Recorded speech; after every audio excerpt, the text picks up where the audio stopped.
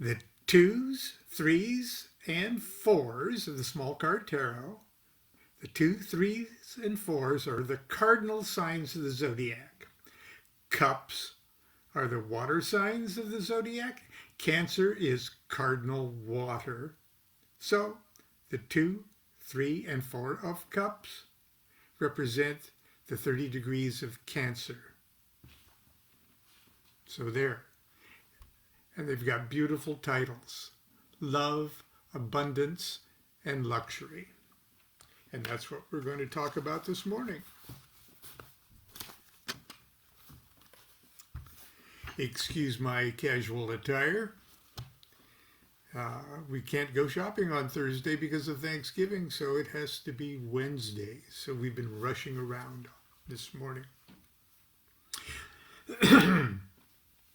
The 2 of Cups isn't that gorgeous. Look at that. And we can see its Venus is attributed to it.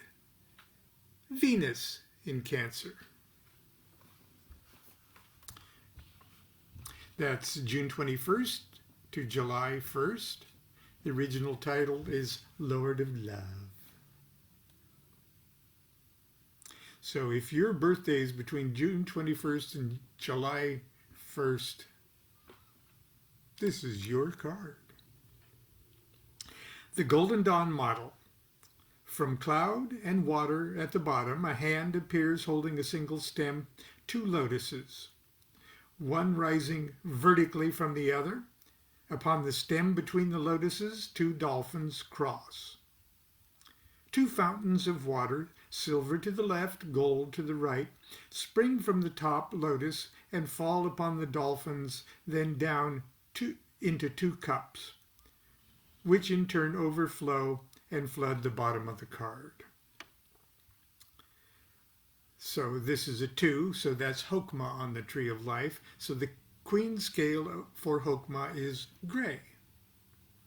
But the 4 scales of color for Venus are emerald green, sky blue, early spring green, and bright rose or cerise rayed pale green.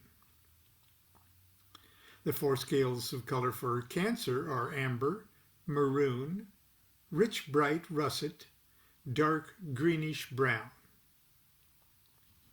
The formula that makes up the character of this card are number 2, Hokmah of Cups, Bria or Braya. That's one of the Kabbalistic worlds. Second from the top. The top Kabbalistic world is Atzilith. We've just talked about the Atzilith cards when we talked about the wands. Now we're into cups, and that's the next lower world of Braya. It's the creative world. So the formula is 2 Hokmah of Cups, Braya, plus Venus in Cancer equals love. The 2 of Cups is perhaps the most beautiful of the small cards of the Thoth Tarot. While Harris doesn't completely ignore the color scale, she does give herself some room for innovation. The calm green sea, the rose-colored lotuses, and the amber dolphins, or are they koi, conform nicely, but she breaks rank a bit by giving us a violet sky. The card is magnificently beautiful and a fitting representative of the first manifestation of the element water. Remember, the aces aren't really the first manifestation of the element. They're just the tendency. They're the root of the element. All the 2s are actually the first manifestation of their element. It is the energy of water in its best and highest form. Harris shows her appreciation of the card by sharing perhaps an apocryphal event involving the card. And she writes this about the events of an exhibition she had. Also a little person, age 2, scuttling and crawling, was asked which picture. Straight she went to number 2, Cups, Love. I thought she would forget and ask her again 10 minutes later, and she toddled off to the same picture. That, she said again. Unquote. Because the number 2, Hokmah on the Tree of Life, is particularly expressive of will, Crowley wrote this. This card might really be renamed the Lord of Love under Will, for that is its full and true meaning. It shows the harmony of the male and the female interpreted in the largest sense. It is perfect and placid harmony, radiating an intensity of joy and ecstasy. And it looks like that too, doesn't it? See Chapter 20 for a general divinatory meaning of this card. And now we'll move on to my birthday card. The 3 of Cups, Abundance.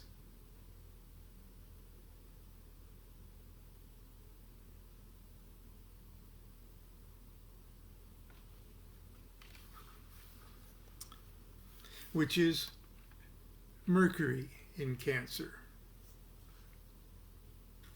And that's 10 degrees to 20 degrees Cancer. That's the middle 10 degrees of the 30 degrees of Cancer. It's July 2nd to July 11th. Did I mention my birthday is July 11th? I try to keep that quiet because I feel so embarrassed when people send me expensive gifts on July 11th, my birthday, which I try to keep secret from people. Because July 11th is a date that I try to not spread around because I'm so modest. But I do wear an extra large t-shirt, and I enjoy, oh, never mind. 3 of Cups, Abundance. July 2nd through July 11th, my birthday. The original title is The Lord of Abundance. The Golden Dawn model has a hand, appears from clouds at the bottom of the card, and grasps the stem of 4 lotuses or water lilies. 2 flowers rise to the right and the left and overhang 2 cups. The 3rd and 4th flower arise between the lower 2 and overhang and pour water into a single cup at the top of the card. The top cup overflows in 2 streams that fill and overflow the lower 2 cups. Now the 3s are Binah on the Tree of Life, so the queen scale for Binah is black. The 4 scales of color for Mercury are yellow, purple, gray, indigo, rayed, violet. The 4 scales for Cancer are amber, maroon, rich bright russet, dark greenish brown. The formula is 3 for Binah, of Cups for Brya, plus Mercury in Cancer equals abundance. The 3 factors of our formula conspire to create a marriage made in heaven. Mercury is the will or the word of the All-Father, Crowley states. He goes on, here its influence descends upon the most receptive of signs, unquote. In an exuberant interpretation of the Golden Dawn model, Harris fills the surface of the 3 of Cups to overflowing. The images crowd to the very edges of the card. Her choice of colors is drawn directly from the dictated scales with one stunning exception. the bright red pomegranate cups. They are elevated above a tranquil sea by lotuses and filled with living water by other overhanging lotus blossoms. Crowley calls this card, now get this, Crowley calls this card Demeter and Persephone. And, quote, the fulfillment of the will of love in abounding joy. It is the primal basis of fertility, unquote.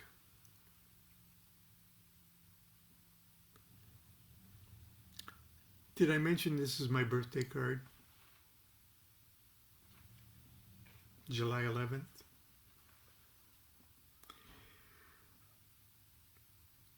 One could not ask for a more perfect picture of sensuous pleasure and plenty. The imagery of pomegranates, however, carries a subtle warning. Abundance has its price. Because she swallowed a few seeds of the pomegranate, Persephone was obliged to spend part of every year in the dark realms of her husband Pluto, the Lord of the dead. None of the gods of Olympus, not even Zeus, could break the spell. Crowley interprets it thusly. Quote, the lesson seems to be that the good things in life, although enjoyed, should be distrusted. See Chapter 20 for a general divinatory meaning of this card. Okay, can we see a certain momentum here from the unbridledness, pure ecstasy of two to, well, it's abundance, but we got to kind of watch it.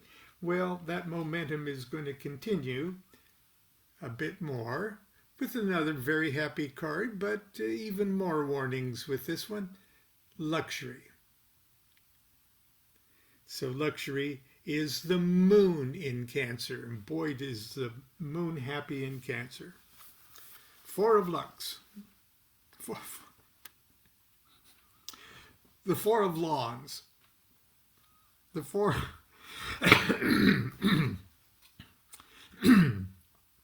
The Four of Cups, luxury.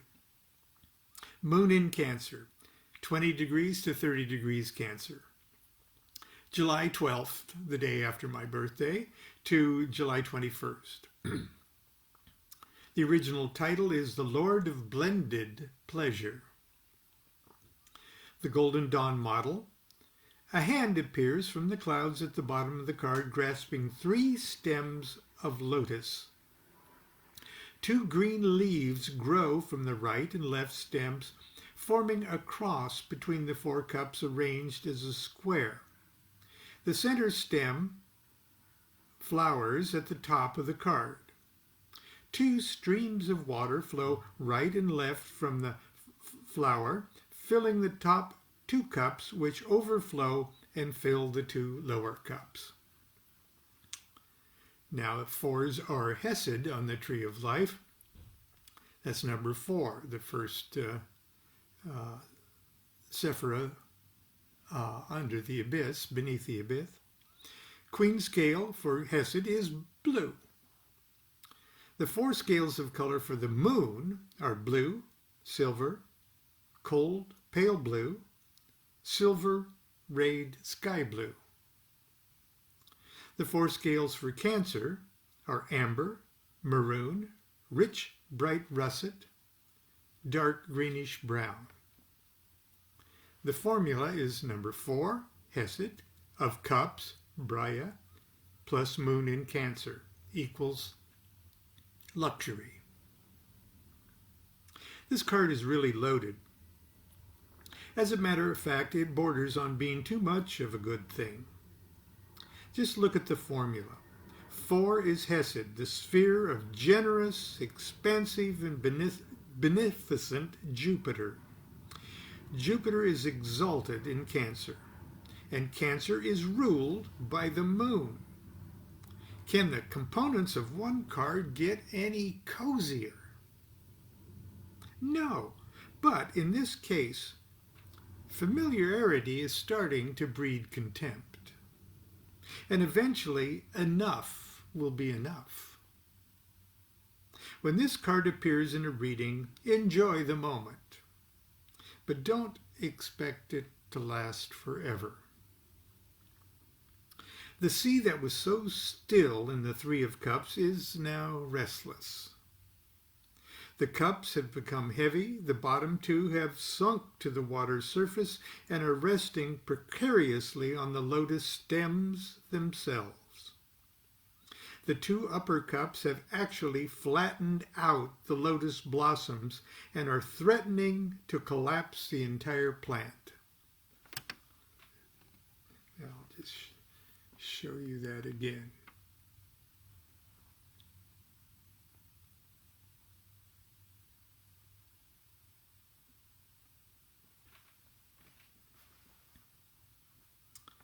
Okay. The source of the water, the single blossom at the top of the card, is wilted and has lost several petals. It gives the appearance that it is about to run out of juice. I believe it is. Like the demiurge itself. And remember, the demiurge lives in number 4 on the Tree of Life, Hesed. So all the 4s have this little relationship with the demiurge, the God that thinks it's God, but is not God, because it's totally unaware of the 3 principles needed to create it. Like the demiurge itself, the Four of Cups is in itself self-absorbed arrogance. Thinks luxury is the god of the suit of cups, while all the while never dreaming it owes its very existence to the true gods of the supernal triad, the Ace, 2, and 3 of Cups. See chapter 20 for the general divinatory meaning of this card.